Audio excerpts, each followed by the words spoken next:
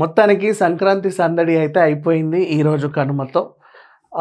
'Jana Nayagan' cinema ఒక్కటే పాపం చాలా మందిని డిసప్పాయింట్ చేసింది. డిసప్పాయింట్‌మెంట్ అంటే ఇంకోటి అనుకున్నారు, రిలీజ్ అయ్యి ఏదో ఫ్లాప్ అయిందని. అదేం లేదు. రిలీజ్ కావడానికే తంటాలు పడుతుంది. లాస్ట్‌కి ఓటీటీ అంటున్నారు.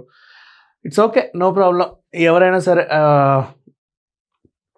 ఎంతమంది టార్గెట్ చేస్తే వాళ్ళే గెలుస్తారు లాస్ట్‌కి. ఇది మన తెలుగులోనూ చూసాం, ఇప్పుడు తమిళ్‌లోనూ అవుతుంది.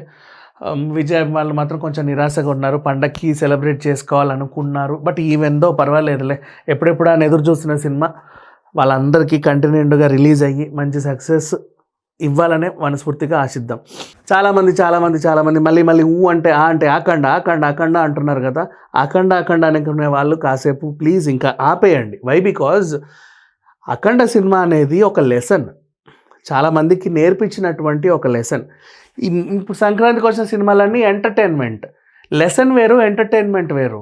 మీకు ఒక నేర్పించగలిగే కొన్ని అంశాలు ఉండి అందరూ ఖచ్చితంగా చూడాలి, నేర్పించాలనేవి చాలా రేర్గా వస్తూ ఉంటాయి. It's a lesson. And entertainment అంటే పండక్కి మనం కావాల్సిందే సరదా, సంతోషాలు, అందరూ కలిసి మంచి పిండి వంటలు, అట్లాంటి సినిమాలు, ఎంజాయ్ చేయగలిగే సినిమాలు కుటుంబ సమేతంగా చూసి హ్యాపీగా ఫీల్ అయ్యి సరదాగా నవ్వుకొని ఉండేటువంటి సినిమాలు ఎంటర్టైన్మెంట్ జోన్కి వస్తాయి. అయినప్పటికీ కూడా ఈ ఎంటర్టైన్మెంట్లో చిన్న మెసేజ్లు కూడా ఉన్నాయి. అయినప్పటికీ అఖండతో వీటిని పోల్చాల్సిన అవసరం లేదు. Akhanda is Akhanda all the time Akhanda. ఎందుకంటే థియేటర్స్కి వెళ్ళని వాళ్ళందరూ, ఇప్పుడు అందరూ థియేటర్కే వెళ్తారని మనం చెప్పలేంగా. థియేటర్స్కి వెళ్ళలేని వాళ్ళందరూ, ఇంట్లో కూర్చొని పిండి వంటలు చేసుకునే వాళ్ళందరూ, సరదాగా నాన్ వెజ్ చేసుకునే వాళ్ళందరూ, అదేంటిది బావమరుదులు ఉంటారు కదా, కొత్తలో ఇంటికి వస్తే వాళ్ళ బావమరుదులు మందు బాటిల్ పెట్టుకొని కూర్చునే వాళ్ళందరూ కూడా ఇంట్లో కూర్చొని స్క్రీన్ మీద అఖండ చూశారు. మళ్ళీ సంక్రాంతికి నెట్ఫ్లిక్స్లో అఖండ మళ్ళీ టాప్ ట్రెండింగ్కి వచ్చేసింది. అంటే థియేటర్ల విషయం పక్కన పెడితే, ఎంటర్టైన్మెంట్ విషయంలో పక్కన పెడితే మళ్ళీ కూడా అఖండే గెలిచింది అందరి ఇళ్లల్లో. అది గుర్తుపెట్టుకోండి.